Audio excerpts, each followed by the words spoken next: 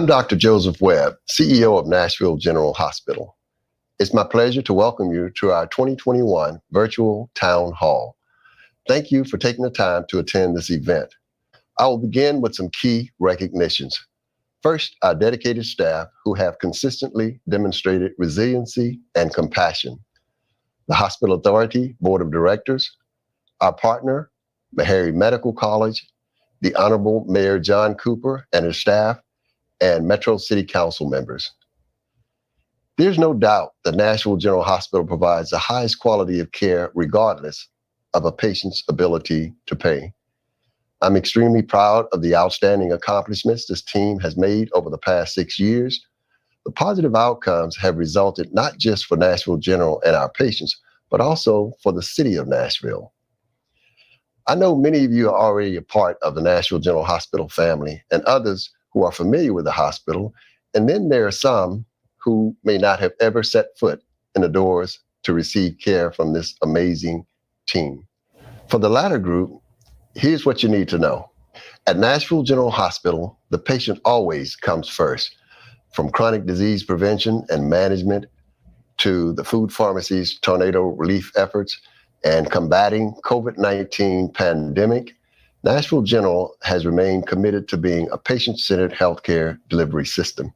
Tonight, you will hear from some of our team members who will explain what that means and why it represents the foundation of quality of care we provide. Here's the preview of this year's highlights. Nashville General Hospital continues to expand its care delivery by recruiting dynamic, board-certified physicians from across the nation. These providers have chosen to join our team and contribute their expertise to caring for our patients who are Nashvillians. Last year, we launched our first off-site clinic, Nashville Healthcare Center at Midtown. This year, the clinic is meeting its volume goals and improving patient health outcomes. Although there has not been a need to activate it yet, thankfully, Nashville General was selected by Governor Lee and the Tennessee Department of Health as Middle Tennessee's alternate care site for low acuity COVID-19 patients. Our Congregational Health and Education Network, CHIN, a faith-based initiative, was awarded federal 501c3 tax-exempt status, which will allow CHIN to have a greater impact in the community with executing its mission to reduce health disparities. We continue to execute the strategic goal of diversifying our patient payer mix, which subsequently leads to a reduction in the Nashville taxpayers' burden to subsidize the hospital's operations. A focus on service and quality, we added key strategic positions to our leadership team: a Senior Director of Quality, Director of Customer Experience, and Chief Marketing Officer, to name a few. We represented the city of Nashville and Nashville General Hospital in a presentation before a national audience. America's Essential Hospitals hosted the presentation on improving clinical outcomes through population health management. Before we hear more about these accomplishments, please join me in welcoming a few of our esteemed council members. Councilmember at Large Sharon Hurt and Metro Health and Hospital Committee Chair and Co-Chair Brandon Taylor and Jenny Welch. Councilman Taylor.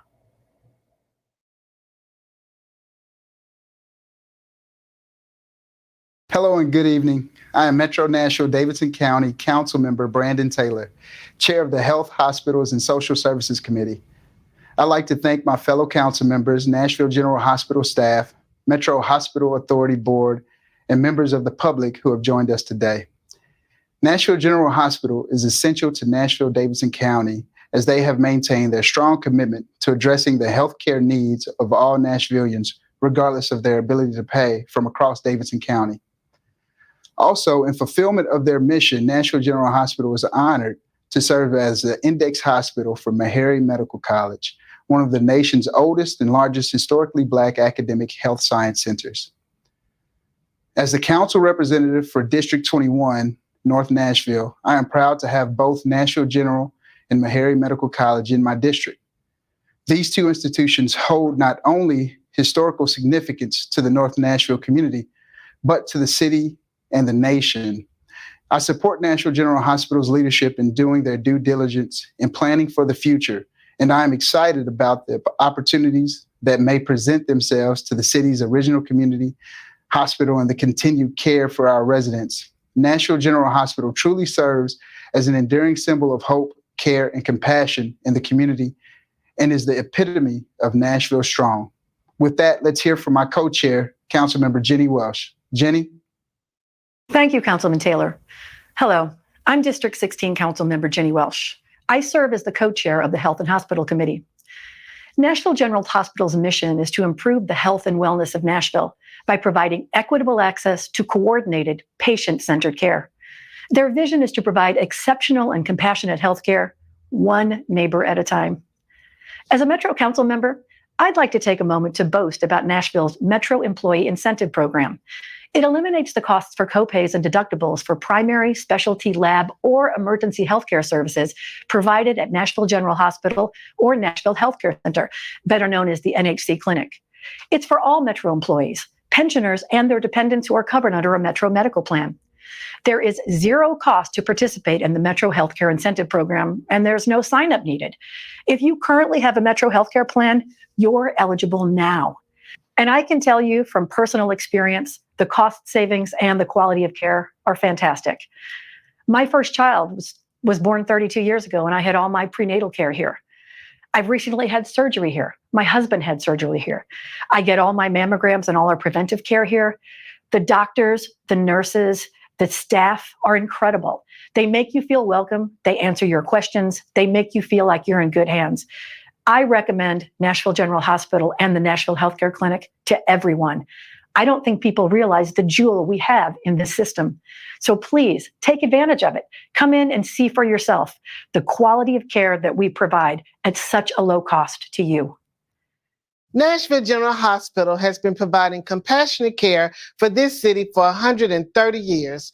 We are fortunate to have a healthcare institution like Nashville General that we can call our own. I have been a proponent of the hospital long before I became a council member. 36 years ago, I gave birth to my first child at Nashville General, and I have trusted them with my care and my family's care since then. During last year's town hall, I talked about teamwork and tenacity. Under the leadership of Nashville General CEO, Dr. Joseph Webb, the hospital has seen numerous advances in quality and safety and national recognition for their innovative approaches to patient care and integrated care delivery systems. Also, over the last 5 years, Nashville General Hospital has experienced an increase in clinical visits, hospital admissions, ER visits, and has successfully diversified their patient population by increasing commercial insured patient population. This is what we'd like to hear at Metro, and we are looking forward to what's in store for the next 5 years. Nashville General offers what people are looking for in healthcare: a commitment to providing exceptional care to Nashville without exceptions. As a trusted source of care, Nashville General Hospital improves the overall health of the city of Nashville with every patient they care for. Nashville General is an everyday hospital for everyday people. This is why it is imperative that we continue to share the good news about the hospital with our family members, co-workers, friends, and neighbors. I know I will, and I hope you will too. God bless.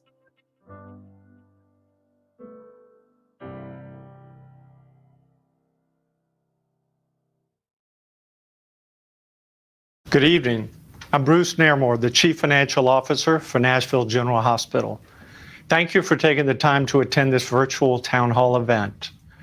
When I arrived here 3 years ago, my mission was to organize and hardwire financial reporting processes, improve our revenue collection processes, reduce costs, clean up our annual audit, and rebuild confidence with Metro government finance and the council. Improving our financial position means getting paid properly and timely for the insured work we provide, strategically expanding service to insured populations, especially to Metro employees, Medicare members, and our TennCare members, thereby improving our patient payer mix. Having more insured patients allows us to continue to care for our safety net charity patients as required by Metro Charter. We have a patient-centered medical home approach for all patients, but especially for our safety net charity patients, we actively manage them from crises in the hospital and the emergency room to ambulatory approaches and interventions in our lower-cost clinics, rather than hospital episode crises, which are much more expensive. This improves long-term health and lowers the cost for others. Our other mission is keeping our costs as low as possible. Proper staffing ratios, reducing overtime and contract labor costs, and negotiating better supply and pharmacy costs through our group purchasing and bid efforts. We must remain competitive with wage rates for nursing, ancillary, and support staff. Contract labor is 3 times more expensive than our own employees, and the quality and continuity of care can be compromised. The goal is to continue to reduce our reliance on the Metro subsidy. It has dropped in each of the last 4 years from $48.1 million to $46.1 million, and then to $43.1 each of the last 2 years. It's not often that you hear costs are going down in healthcare. COVID-19 has completely disrupted healthcare workforces across the country, driving up wage rates, protective equipment costs, pharmacy costs, and greatly increasing premium pay costs and overtime and contract labor after we had 3 years of positive progress. Thankfully, we've been able to utilize some CARES Act funding to offset some of the extraordinary costs from staff outages, shortages, virus exposures, et cetera. So I just want to thank all of you for supporting our patients, your team members throughout this past year, and ask you to again raise your game as we've done over the last several years. Our patients, and indeed all of Nashville, are counting on you.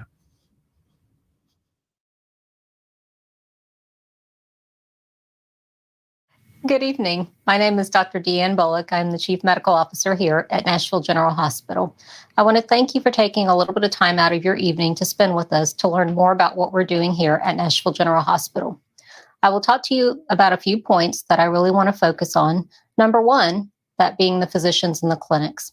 As we continue to grow and build, we want to make sure that our patients have access to all the care they need at one place. This eliminates them having fragmented care around the city and allows us to truly coordinate our patient care. We have built multiple service lines and grown each of these to maintain the needs of our patients. Most importantly, these have been orthopedic, general surgery, and our primary care practice. We currently have multiple different options for our patients here at the Nashville General Hospital main site, as well as our Charlotte clinic. As we continue to grow and build, our patients will have more additional options each and every month as we continue to build our service lines. We also want to talk about a little bit about COVID. All of us have been impacted by COVID over the last year, some more than others in many different ways. COVID has impacted our organization tremendously. As we continue to see the numbers of patients grow across the city, they continue to need inpatient care, outpatient care, emergency department care. We are well equipped at the Nashville General Hospital organization to maintain the needs of these patients. We are providing inpatient care for our patients that need ICU care, med-surg care, or just general follow-up from the clinics. As we continue to maintain our vaccination program, those will be options for our patients as well. We've also built the monoclonal antibody program for our patients to make accessible to patients that meet the eligibility criteria. As COVID continues to evolve, it will impact all of us in different ways. We continue to grow and adapt to meet the needs of our patients and those that are relying on us for their COVID care. We continue to be the academic teaching hospital of Meharry Medical College. We serve as the primary teaching location for their medical students and their residents. There are 4 primary residency programs that are housed at Nashville General Hospital, those being the internal medicine service, the family medicine service, the OBGYN service, and the psychiatry residency programs. Additionally, the Meharry Medical College Dental School is a partnership as well. We maintain the teaching environments for their GPR residents, as well as their oral maxillofacial surgery residents. These provide opportunities for our patients and increase their access to care, and provides multiple options that other organizations may not be able to offer the patients. While doing all of this, we maintain our service and our quality standards that are needed for our organization to continue to maintain their Joint Commission accreditation. As we continue to grow, we want to make sure that you know that your needs will be taken care of, and that all of the services that we offer are available to all of those that need it any time of the day or night, as long as you may need it. Thank you.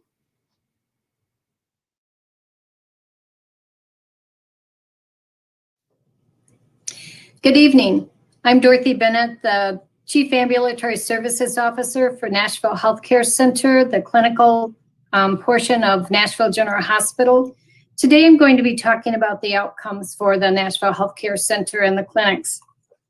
The first one I want to talk about is the Emergency Severity Index. That is the lowest acuity patients that go into the ER. Our goal is to be less than 3%. About 6 months ago, we were at 5%. Today, we're at 1.2%. So that means only 1.2% of the patients going to the ER should have been seen in the clinic rather than the ER. The second one I want to talk about is hypertension. Any patient with a chronic disease of hypertension, we monitor, and 53% of our patients are in compliance with their blood pressures. We utilize the American Heart Association numbers, and 53% of our patients fall within the normal range. Diabetes, we have made a huge change this year. Last year, we were at 37% of our patients with a diagnosis of diabetes was in control. Right now, we have 45.4% of our patients in control with a diagnosis of diabetes. Mammograms is another one that we have totally improved upon for internal medicine. Last year, we were at 56% of our patients had gotten a screening mammogram. This year, we have 78% of our patients had a screening mammogram done this year. Depression screening is another one that I'm pretty proud of. 79.44% of our patients had a depression screening completed. With all of the things going on with the COVID-19 pandemic and the things in the world, depression has been a big issue for us with our patients, and that can affect all of their other chronic conditions. Volume is another one that I'm very, very proud of for the clinics. In 2018, we saw 30,568 patients. 2019, we saw 32,417. And in 2020, we saw 35,908 patients. That's up over 5,400 patients from 2018, something I'm very, very proud of. In 2021, our goal is to see 40,262 patients. At the rate we're going, we'll be able to do that without any problem. The next measure I want to talk about is our turnover rate. Heather, our Senior Director of Clinical Operations, and I monitor our staff, and we monitor how many leave and how many come. Our turnover rate now for the month of December was 1.16%. That's huge. And what that means to our patients, and we always try to put the patients at the center of our focus, what that means for our patients is that the same staff are here every time they come. When you have a large turnover rate, patients really don't even know who's going to be taking care of them or who's going to be seeing them, and they can't always relate to them. So when you have the same staff in the same clinics on an ongoing basis, they get to know them. So it's like old home week for them. So we want to make sure that our turnover rate is low. The last thing I want to talk about is one of the processes we recently put into place was cash collections. Our staff collected over $12,000 in the month of December for a partial month. And that is huge when you talk about our patient population and their ability to pay a copay or a deductible. So I'm very, very proud of our staff, and I'm very, very proud of the clinics. Thank you.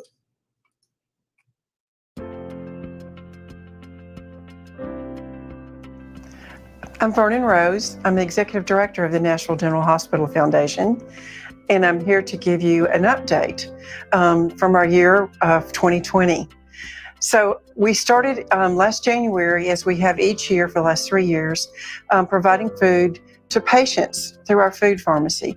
And our food pharmacy is unlike food pantries across our community, in that patients that come are getting a specific diagnosis for their condition, and then we provide foods based on that. So hypertensive, diabetic, cancer patients are getting foods given to them that help them better self-manage their disease.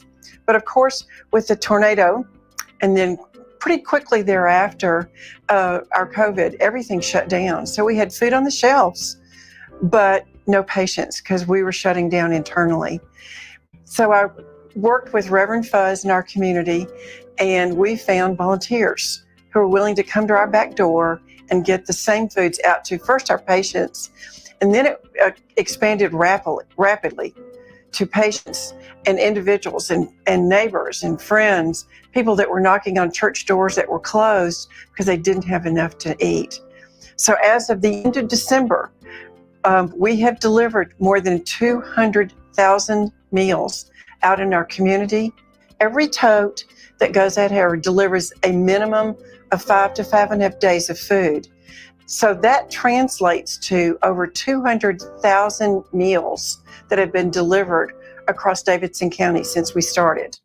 In the meantime, when we started in the fall, we still needed to raise funds to support the food pharmacy. So we did two things.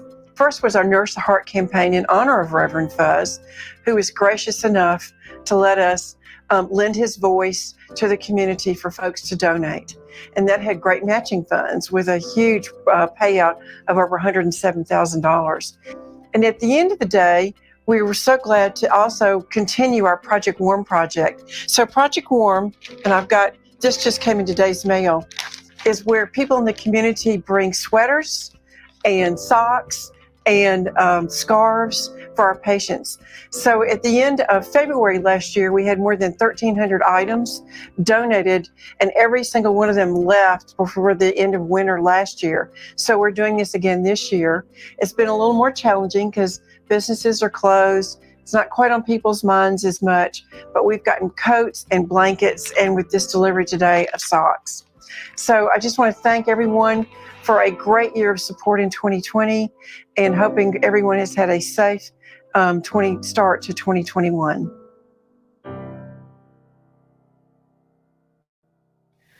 My name is Sue Fort White, and I'm the executive director of Our Kids.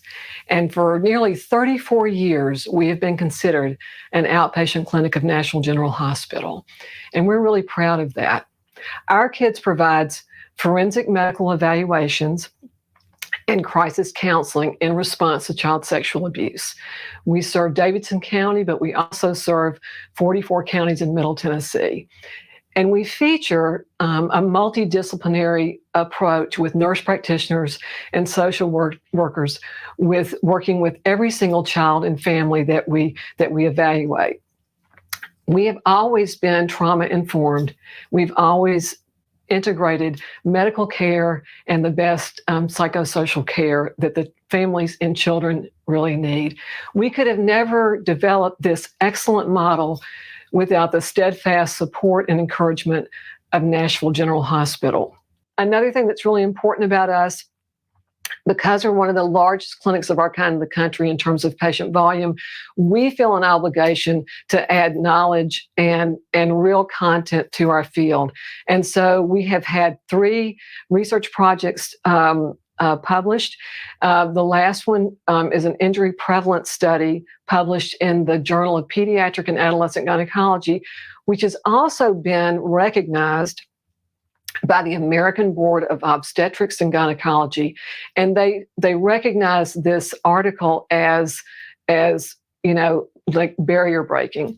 So the fact that a small nonprofit and an outpatient clinic of Nashville General Hospital can become national leaders in the evaluation of child sexual abuse is a real source of pride for us. And we are so thankful to Dr. Joseph Webb and the leadership team and all of the team members at Nashville General Hospital. Thank you for making Our Kids who we are and what we are. We are very, very grateful.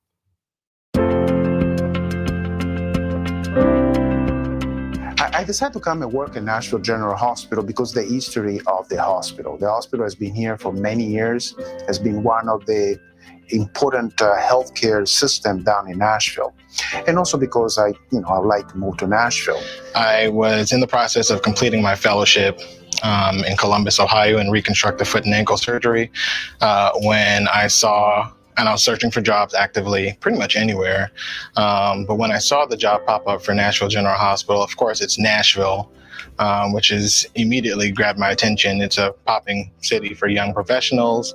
And I went ahead and applied to the job. And fortunately, this was the first job offer that I received, and I couldn't pass it down. I think working in Nashville General Hospital, the difference between this place and other places is the diversity. I'm myself a diverse person because I work in different continents. I'm European origin, I'm Italian as my training, and I speak different languages. I can meet people from in a lot of different countries. And since I consider myself like a cultural sensitive person and I'm able to talk to different people in a different way, I feel very good here because I can talk to different races, different languages in their own way, because everybody has his own way to be talked to and they receive the message in a different way. So I really enjoy the diversity here, the fact I can see patients, sometimes from South Africa, sometimes from, South America, sometimes from here in Nashville, sometimes from California, sometimes from Europe. And that's been a quite exciting way to practice. A lot of our patient population here, unfortunately, are indigent. They don't have any insurance. So that's the biggest benefit, is they're getting quality care despite their socioeconomic status. At Nashville General Hospital, we don't compromise care based on socioeconomic status. We try to trim the care around the patient. That's why patient-centered healthcare means. So when they come in a hospital, we try to evaluate what the need of the patient. And because here we have different service, we can trim from basic medicine, like internal medicine, family practice, to specialty medicine, like can be a surgery, can be rheumatology, urology, cardiology, and other. And I think that we are moving, and hopefully we move it to a module that we call a one-stop shop, where the patient can come in and hopefully get most of the care in the same place. And I think this will be the future of medicine. Working through COVID as a physician here at Nashville General Hospital was interesting, to say the least. One thing that I can say is that the hospital really did everything to protect us as healthcare workers, interacting with patients on a day-to-day basis. Of course, I would be remiss to say I was infected with COVID at one point, and I probably got it through interaction here at the hospital, but the hospital was very supportive thereafter. But that being said, again, it was very different in terms of the interaction. You can't hug people as you would. If somebody's crying, you can't really come close to them and, pat them on their shoulder or anything like that. So that part was missing. But nonetheless, the patient care was the same. We just had to put on some stuff to protect ourselves. October the 21st, my granddaughter presented symptoms of COVID. First, we kind of ignored it until she said that her eyeballs felt like they were about to come out, and she started to run a fever. So next day, we came to Meharry to test her, myself, her sister, and my other grandson. She was the only one at that particular time that tested positive for COVID. So we felt maybe we were in a good space. So we went home, quarantined, did everything that we were supposed to do. And then next day, we ran a fever. Their little brother, he didn't. We came back to test, and we all but him, and he's autistic, tested positive for COVID. I was originally diagnosed on January 22nd with stage 4 cancer, melanoma that had metastasized from my back and spread to 10 other parts of my body.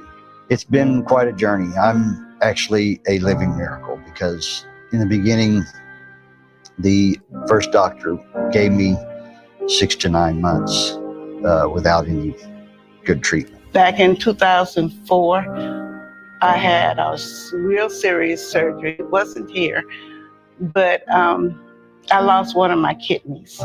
So immediately, Dr. Romano got that team on board. They also were trying to protect the one kidney that I have left. As the week progressed, they were getting better and I was getting worse.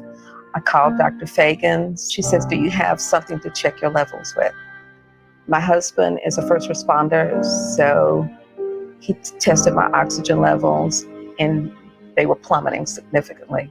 She says, I need you to go to the hospital. At that particular time, we were like, well, we'll just go, to one of the other hospitals. And she says, I need you to go to Nashville General.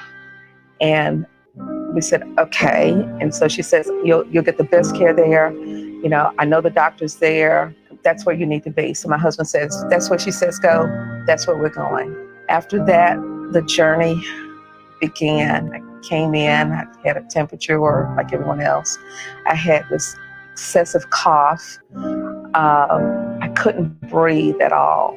At first, that day when I found out, I obviously had a very emotional moment for about an hour. Talked to my family, cried a lot, got mad a lot, and I actually had a hockey game that night. I contacted my team, and I didn't know they were going to do this, but they rallied a bunch of my hockey community friends. And at the game that night, I had a cheering section of my own. They brought signs and everything. And it was kind of hard at first, but I scored a goal. And when I scored that first goal, I skated back to the bench, sat down, kind of buried my face inside my jersey, and I just let it all out. And decided I'm not going to let this beat me. I'm not going to curl up in a corner and wait to die. I'm going to keep living. I don't remember a lot because I was kind of like in and out. But the one thing that I can say is the care that I got from the people here was extraordinary. I've been in the hospital before. I had never been where everybody treated you like you were a part of their family. And that's how I felt when I was here at Nashville General, like I was part of the family. They initially wanted to do surgery, and as quickly as it had spread, they decided we just need to attack it all now, and with immunotherapy. Each treatment, I was seeing changes, good changes. And I was waiting for the side effects to hit. And I never really had any. I mean, I've heard side effects of low energy, tired all the time, no appetite. From the way TV shows and everybody portrays that you're supposed to look and feel miserable. I've never felt like I've had cancer. It's not been a painful journey for me. That's why I say I'm a living miracle, because all the things that I should feel and experience, I'm not. And yet I'm getting better. It was a big relief knowing that I could get care and not have to worry about the medications. I didn't have to worry about being seen. I didn't have to worry about anything. And it seems like I got the best people on board. I do. The kidney doctor, the neurologist, the wing that they are now calling Dr. Robert Harding. I have the best people on board. You hear things, your community hospital, and I don't know why people wouldn't want to come here. But I don't know why people would not want to. The staff, the doctors, the nurses were extraordinary. I had my own room. I wasn't in a hallway. I wasn't treated like cattle. I had my own shower. It was like being sick in a 5-star hotel. They gave me the best care that anyone could ask for, or not ask for. I think Nashville General staff is not the exception. They're the rule. I don't think that my journey here was different from anybody else's journey that's been here. I actually look forward to coming for my treatments, which a lot of people would think that's insane. They make me feel so comfortable. The nursing staff back in the infusion center themselves, all of them, they're great.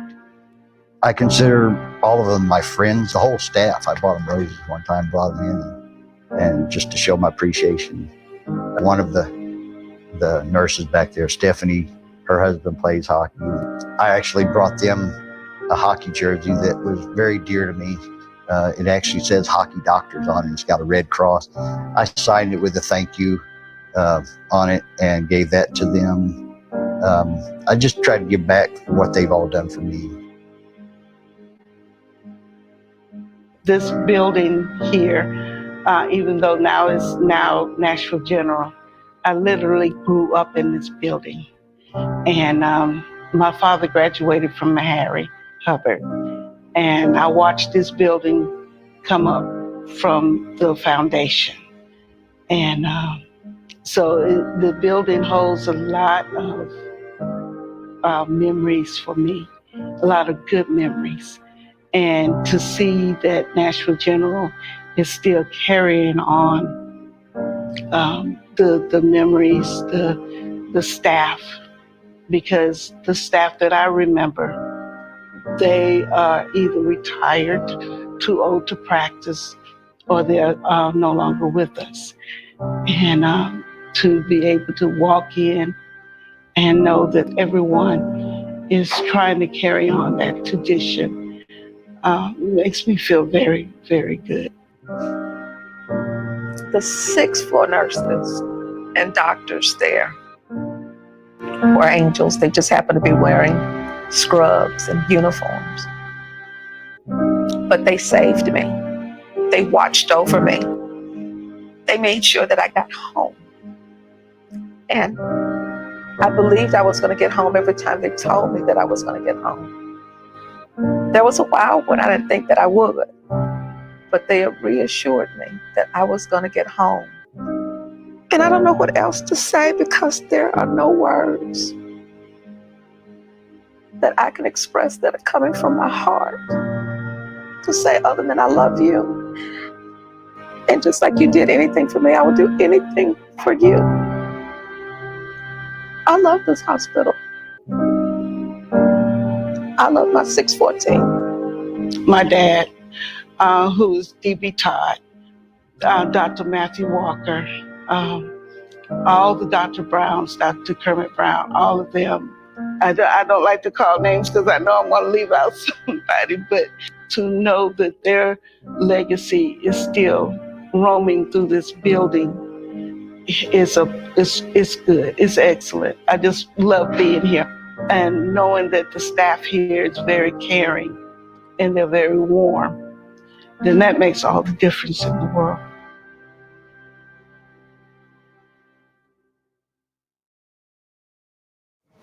Thank you for the opportunity to participate in this town hall. And as the chair of Metro Hospital Authority Board of Directors, I'd like to thank Mayor Cooper and the Metro Council for their leadership and support, the Hospital Authority Board members for their commitment to Nashville General Hospital, the staff and the community that we serve.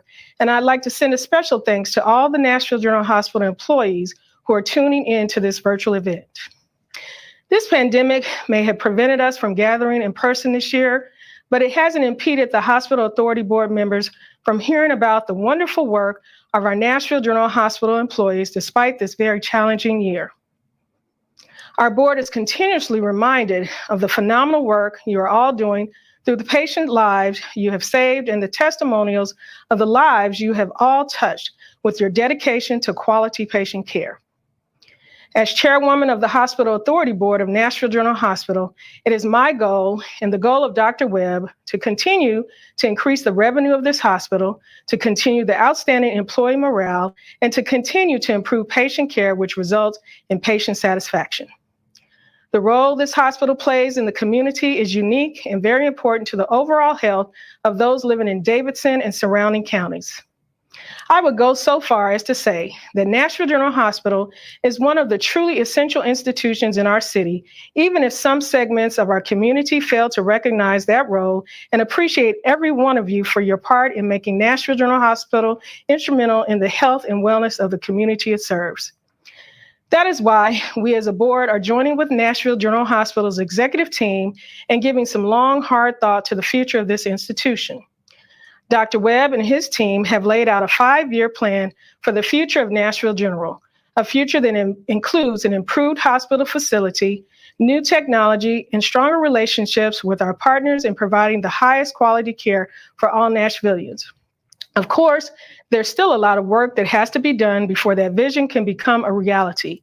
The board has asked Dr. Webb and his team to continue with the process of creating a concrete plan that will allow for the goal of an improved hospital facility to come to fruition. We know the lease on our current facility will come to an end in 2027. We also know that it will take a substantial investment to upgrade the current building into the type of hospital our clinical staff and patients need and deserve.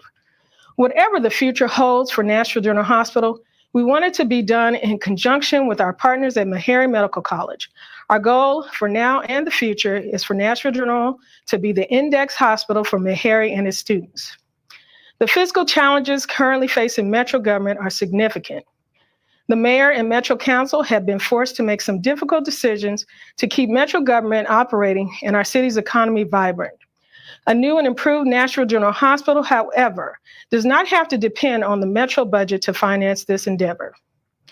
There are creative ways of financing a state-of-the-art hospital, and we will be asking Dr. Webb and his team to explore those options because each and every one of you deserve this, and so does the community that you serve. I know firsthand how well all of you have responded to the demand placed on you as a result of this COVID pandemic. You've heard one of my patients, Donna's COVID-19 testimonial. Donna has commercial health insurance and could have gone anywhere in this city to receive treatment. But after we talked, I told her to go to Nashville General's emergency room because I knew that she would be given the best medical attention, which was what she needed. She has since recovered, but she can't say enough about the level of compassion and care she received from the people she refers to as her sixth-floor angels. There is no doubt in my mind that their caring and positive attitude helped her condition improve during what she admits was a scary time. I know Donna's story is not unique. As a graduate of Meharry Medical College and having completed my residency training in this very same hospital, I know firsthand what Nashville General Hospital has to offer this community. Donna's story helps others to see what I already knew, that Nashville General Hospital is an important part of the healthcare in our city. But we need to help people like Donna spread the word. Every day, there are individual stories from Nashville General Hospital staff and physicians going above and beyond in caring for patients. We need your help in shining a spotlight on the amazing level of care provided at NGH. So tell somebody when your physician, Nashville General Hospital staff member, or even your colleague at NGH does a great job. Tell a manager, tell an executive, tell me. And then we need to tell the community. We need your help in shining a light on the great work being done here and in helping the community understand just why Nashville General Hospital is such a valuable asset. To all the doctors, nurses, staff, and administration at Nashville General, thank you for all you do and for all the lives you've saved and will continue to save. Our future is brighter because of your dedication and hard work. As my patient Donna said when she recounted the great care she was given, it's not the building that makes the hospital, it's the wonderful people that work in it. Be blessed and stay safe.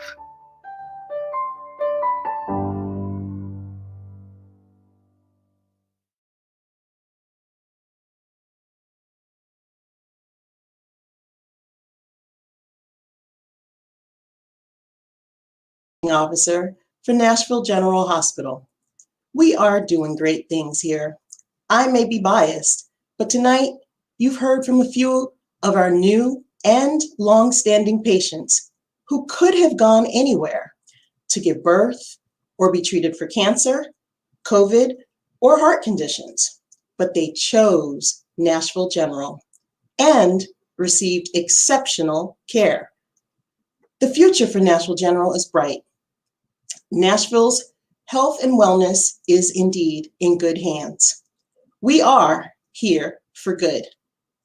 Next up is a live question and answer session with Dr. Joseph Webb, Nashville General's Chief Executive Officer, Dr. Shindana Fagans, Chair of the Metro Hospital Authority Board, and a few of our executive team leaders, including Mark Brown, Chief Operations Officer, Dr. Deanne Bullock, Chief Medical Officer, Veronica Elders, Chief Nursing Officer, Dorothy Bennett, Chief Ambulatory Services Officer, Bruce Nearmore, Chief Financial Officer, and Melanie Thomas, Chief Information Officer and moderator for tonight's panel. Melanie?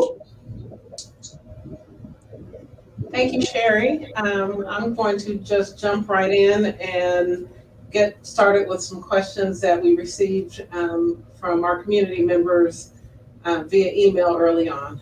I'll start with you, Dr. Webb. In the video, you mentioned offering the highest quality of care regardless of the patient's ability to pay. What percentage of Nashville General patients, what percentage of patients that Nashville General serves are uninsured? Well, thank you for that question, Melanie. Surprisingly, only 35 to 40% of our patients do not have the ability to pay or are considered indigent. The remaining 60 to 65% of our patient population are insured through commercial or other forms of healthcare insurance. Okay. Bruce, a follow-up to that question would be, so how much of your costs are then in fact covered by Metro? Yeah, Melanie, in the year that just ended, 2020, the Metro subsidy of $43 million was just less than 40% of our operating budget. So a little less than 40% in the last year. And 3 years ago, it was over 50%. So we've been moving that number down steadily over the last 3 years. The subsidy's actually gone down ratably over the last 4 years. And the more insured patients we bring into the system, the better opportunity we have to continue that progress. Okay. So I know the questions that are on everyone's mind relate a lot to COVID. So I'm going to go to Dr. Bullock and ask, is Nashville General involved in the vaccine rollout for the general population?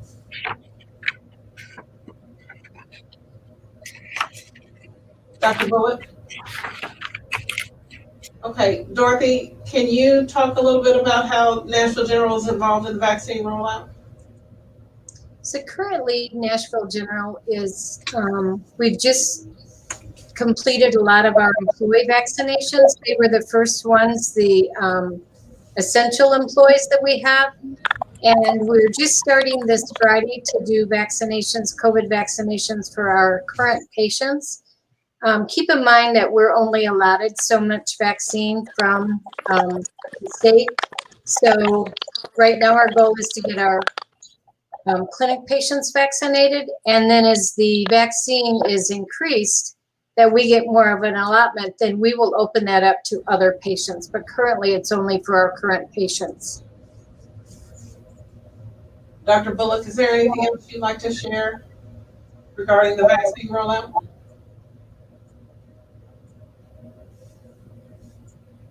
Okay, I think Dr. Bullock is having a little technical difficulties. Veronica, can you speak to how full is Nashville General due to COVID? Yes, I can, Melanie. Thank you for that question. Today, I'll tell you most of our med-surg beds that are staffed are full. Our emergency department right now is full as most hospitals around the city.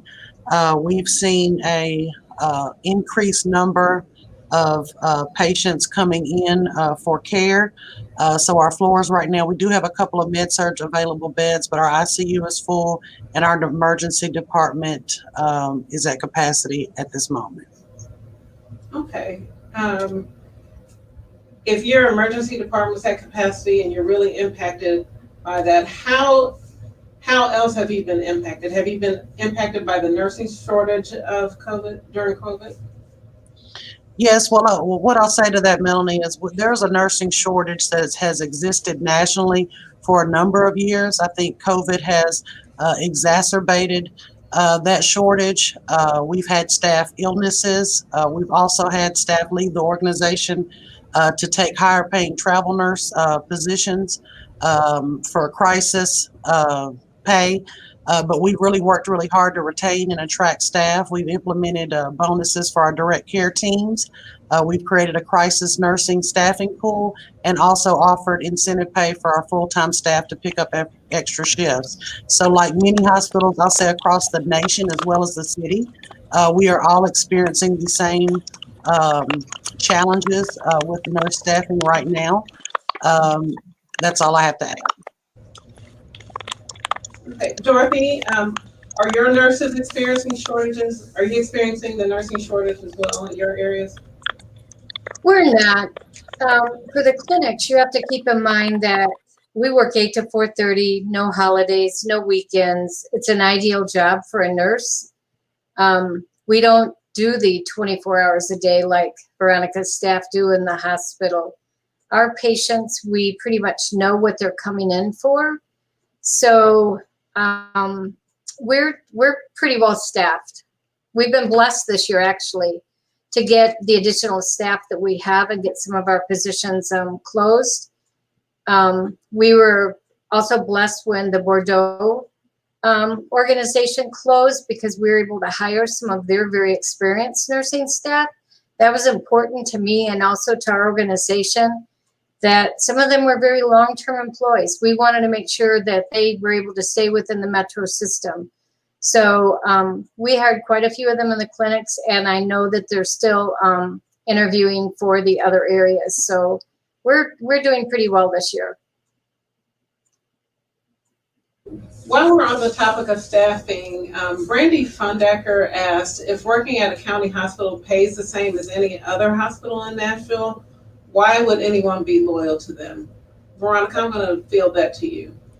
Okay, thank you, Melanie, for that question. I think nurses stay or come to our hospital for that community environment. For my nursing division, I'm the CNO, but I know all of their names and they know mine. I visit them regularly. They feel free to come and talk to me about their concerns. You don't see that in the larger chain hospitals. My experience, I worked at one of our close hospitals down the street for about 17 years, and I never really knew who my CNO was or even had the ability to speak to them. And so I think that's what makes us different. We are a family and community environment, and we take care of our employees. Okay, question from the community. I'm gonna start with you, Dr. Bullock, and probably send it over to Dorothy. Or actually, let me start with Dorothy. Do you think that Nashville General or Nashville Healthcare Center will serve as a site for COVID vaccinations for the general public? I do think we will eventually, as I said, until the vaccination allotment goes up for our organization. We're getting very few vaccines right now, so we have to take care of our current patients. If and when that vaccine allotment is increased, we will definitely open it up to the public. We served as my staff are out in the community when we were doing the COVID testing, and at many different sites. We're about the community. We want to, and not just our patients, we want to take care of everyone. Our mission is about one neighbor at a time. So as soon as we get the vaccine allotment, we will open it up to the general public. Thank you, Dorothy. Bruce, we're still on the topic of COVID. Did Nashville General receive any COVID funding, any federal COVID funding? Melanie, we did. We received 3 separate awards. We didn't apply for any of them, just so everybody understands. We were awarded $830,000 in the first month, that April month, with 2 payments totaling $830,000. Then we received a large payment in late June that was $9.4 million. So in total, $10.2 million was awarded to Nashville General Hospital. The large one was particularly because we are a safety net hospital and because we handle a large proportion of patients that are uninsured. So that's definitely the big one. We didn't apply for them. They're awarded based on an algorithm, based on the amount of care you provide to Medicare patients in the year 2018 cost report. The fact that we had a high number of uninsured patients in our cost report for 2018 is what resulted in the large 9.4 million that only the public hospitals in this state were awarded. So we've been spending those dollars for some of the bonus programs or differentials, hazard pay that we've paid to some of our nursing staff, respiratory staff, people that are really in the trenches. And then to try to retain those staff from being lured away for travel jobs. So thus far through December of 2020, we've actually spent or drawn down $7 million of that $10.2 million to reimburse us for staffing costs, exceptional costs for protective equipment, and pharmaceutical items that are used in direct treatment of COVID patients. So that's where we stand today. Do you anticipate any additional funding in 2021? With the new president in, and there is we are understanding that there's a large bill coming out shortly, but I don't know how much that's impacted by the impeachment discussions and so forth. But we do believe that eventually there will be additional dollars forthcoming for all hospitals because the COVID crisis obviously is still going on. If we're approaching spending the majority of ours, I'm pretty sure many of the other hospitals are in the same position where they're starting to get very low on those funds and still have the obligation to take care of patients going forward. Thank you, Bruce. I'm going to keep it at you for just a second. Can you talk about how many patients we see at Nashville General every year? Sure. Just ER, ER is the entry point for most of our patients that are actually admitted into the hospital onto the floors. We see about 32,000 patients in the ER a year. It has been a little higher in the past. COVID has obviously convinced a lot of people with low or light acuity issues to stay home or maybe wait to see their doctor the next day. So we've seen a little decline in ER volumes since COVID hit. But ER admissions are continuing to go up, even though the number of visits is down a little bit. Dorothy mentioned in an earlier segment, we're going to be pushing 40,000 clinic visits this year. Those are unique clinic visits. And then, of course, we've got tens of thousands of other outpatient presentations in imaging, the laboratory, and others. So, well over 100,000 visits in total per year in this little safety net hospital. We push a lot of volume through here, insured and uninsured. Okay, I saw one of the comments in the chat earlier that someone mentioned we need a new hospital. Mark Brown, is Nashville General Hospital moving, or are we looking to move? Well, I'm glad you asked that question, Melanie. Tomorrow, January 27th, would mark our 23rd anniversary of our move from Hermitage Avenue to this Meharry campus. The 30-year lease will be up in 2027. In December 2018, the Hospital Authority Board approved our fiscal year 2019-2020 business plan, which included the approval of a feasibility study of a new facility or to renovate the existing facility.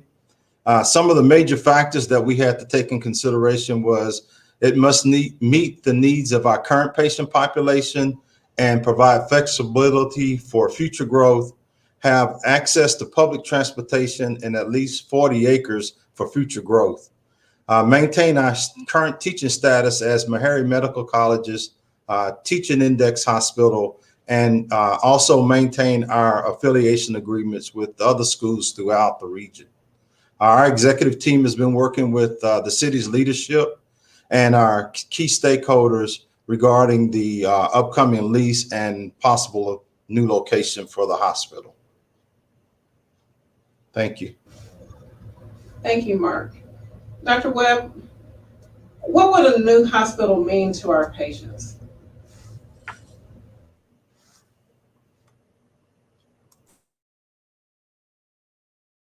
State-of-the-art technology, more space, more updated facilities, would very likely generate a larger patient volume, and we would be able to better accommodate that with our capacity.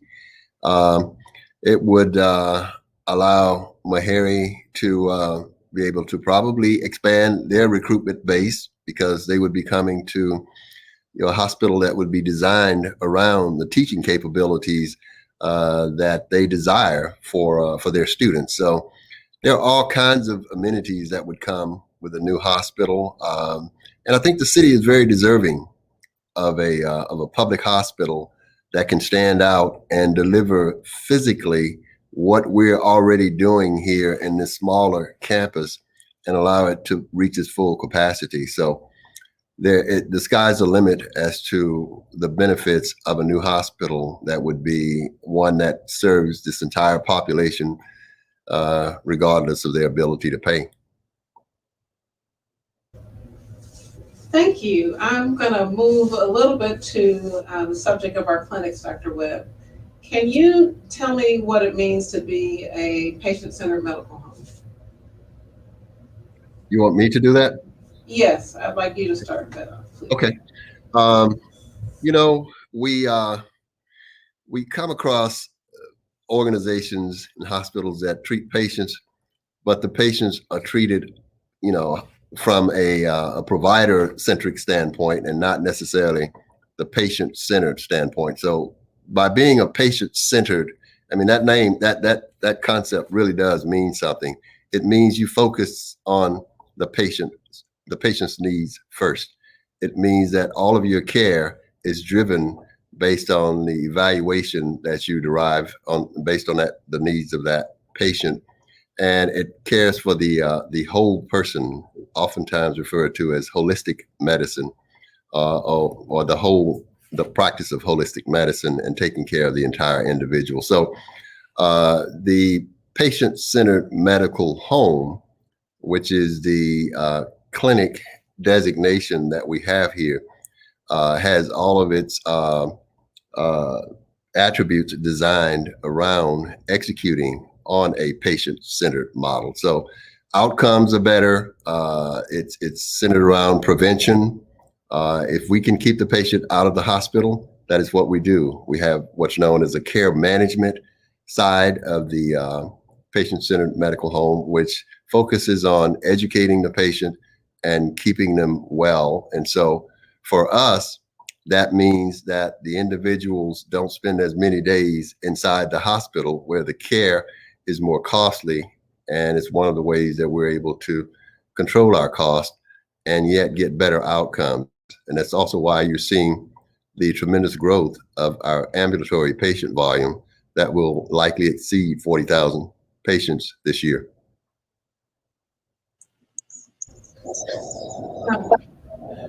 Dorothy, what does it take to maintain those patient-centered medical home standards and quality? It takes a lot. It's an everyday endeavor that the staff, the faculty, and I, our providers, work on, because both the chronic care model and the patient-centered medical home are evidence-based models. So the standards are very rigid.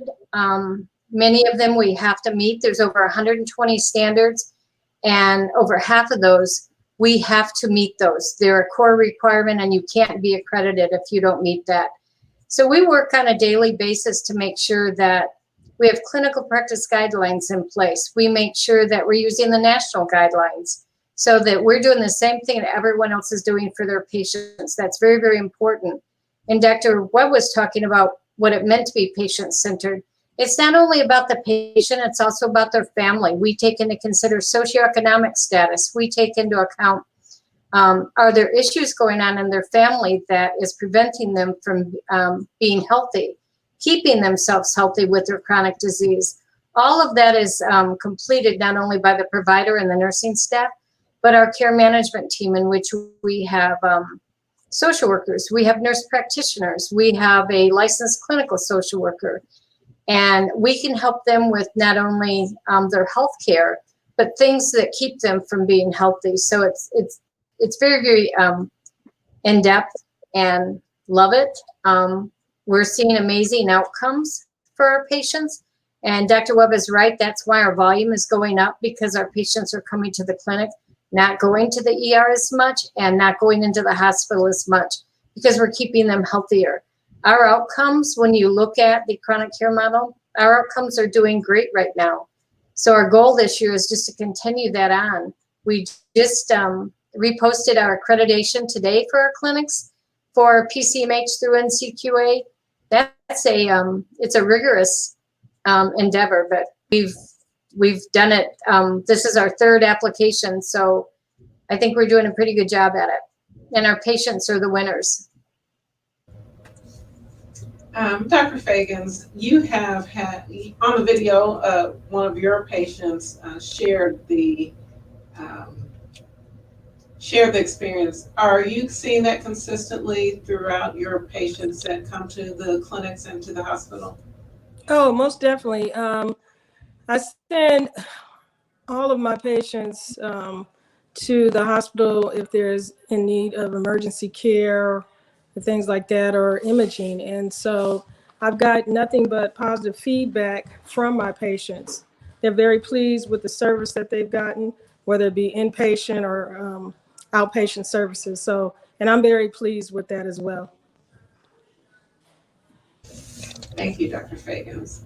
I want to shift a little bit to the money. Bruce, can Nashville General Hospital be self-sufficient without Metro funding? Melanie, it would take many years. 40% indigent load, 40% indigent load with no reimbursement for those patients. I just don't see it in the next few years. We keep moving the numbers. We've gone from over 50% to less than 40% of our funding provided by Metro. But, there are other states that actually fund indigent care. I've worked in Texas and Mississippi, and they actually reimburse hospitals their cost for indigent patients. If we had that arrangement in Tennessee, I do think we could be self-sustaining, but unless the state changed that approach, or we could grow our commercial business, maybe double it, we certainly could start to get close to reducing that subsidy further. That is the goal, to continue to reduce the reliance on that Metro subsidy and forge our own future. So we're making progress. We got a ways to go, though, honestly. So how much revenue does the hospital generate? In 2020, the year with COVID, at least where it started, our self-generated revenues dropped from about 43 million to 40 million. This year that we're in right now, 6 months in, we're projecting that we're going to produce $47 or $48 million of patient collections for the work that we do. Then we also draw about 20 million a year from the federal and state government, because we are a safety net hospital. That's a unique feature of this hospital. And then the balance is actually the Metro subsidy. So, the subsidy as a percentage is continuing to go down, but it's still vitally important. It's always the last dollar in for us in our financial program. Thank you, Bruce. Mm-hmm. Well, Mark, do we own, I know you're in charge of the facilities. Do we own this building? Melanie, we do not own this building. We're actually in a 30-year lease. We're coming up to our 23rd year here. So the lease actually ends in 2027. And at that point, we will have to either renew the lease or be in a new location and a new hospital. Dr. Bullock, how How is your relationship with Meharry? So we do serve as the index teaching hospital for Meharry Medical College. For many of you who may not know what that means, we actually provide the majority of the teaching for the designated residency services, which include OB, family practice, internal medicine, and psychiatry. We provide their rotations on multiple different services. We have their faculty that are part of the medical staff that provide the day-to-day care for the patients. So there are a lot of pieces that go into that. There's a lot of, we have to really affiliate well with Meharry in order to make sure that the residents get what they need, the faculty gets what they need. It does take a lot of effort. It takes a lot of work.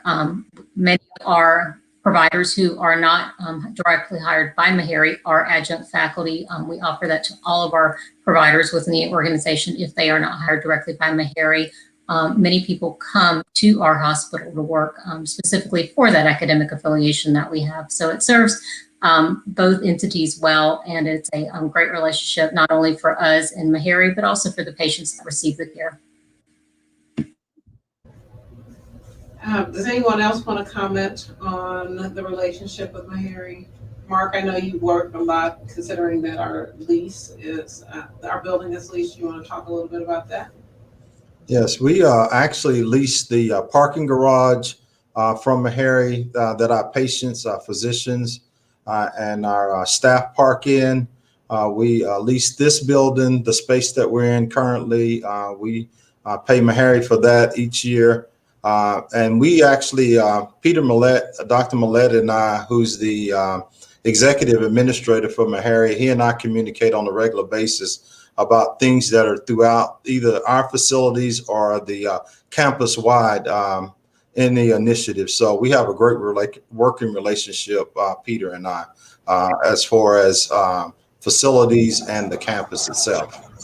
And Melanie, I'd like to add a comment about that. You know, it's an additional fulfillment to know that you're working with a historic organization like Meharry to educate and train medical students that are going to go out. Some of them will come back into our own environment, like Dr. Bullock here, like Dr. Fagan, two very prominent Meharry graduates. And, you know, they're all over the country. And to be a part of that legacy and helping to support the training and creating an environment that's conducive to that great scholarly learning that takes place at Meharry is something that is, you know, it's as much a part of the fulfillment as taking care of our patient population, because it's very germane to that.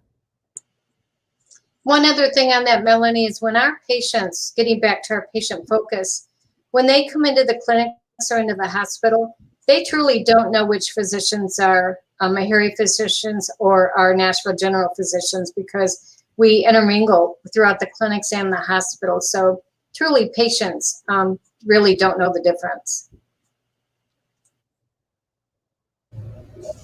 Okay.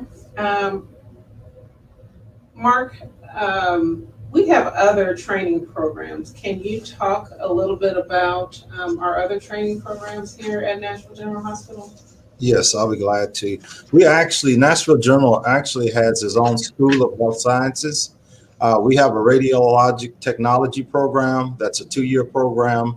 Once you graduate, you're able to take the national certification for radiologic technology. We have a CNA program, and then we have a EKG program here at Nashville General that we offer to participants here on campus itself. We also have several didactic programs to get your registry in some of the advanced modalities in imaging, CT, MR, and mammography. We allow for that here as well. We also have other affiliations here. So our school, most people don't know it, but a lot of our students that graduate from our radiologic technology program are employed by most of the employers here in town. Vanderbilt and the VA really corners the market on those students that graduate here from Nashville General Hospital Radiology Technology Program. Great. I think that we have exhausted all of our online questions. I do want to thank Councilwoman Allen and Councilwoman Porterfield for their questions, as well as all of those who have tuned into to this video portion, to this live portion. I do want to turn it over to Dr. Webb for some closing remarks. Thank you, Melanie. Excellent work. Wow. It's been a information-filled evening. I hope that you were all able to garner some new insight regarding what Nashville General actually does here in the community. We want to thank you all for being with us tonight. Nashville General Hospital is committed to being your healthcare provider of choice. Our goal is to deliver exceptional healthcare to every patient, regardless of their race, ethnicity, socioeconomic status, or language. And Nashville General Hospital, we're prepared for whatever we face in the year 2021. And I'm proud to say that we will continue to expand our community outreach. We'll also continue to answer the call for excellent healthcare to all Nashvillians. And to the panel, the excellent work that you've done and all of those that participated as a part of this presentation. Thank you all, and thank you all again for being here tonight, and good night.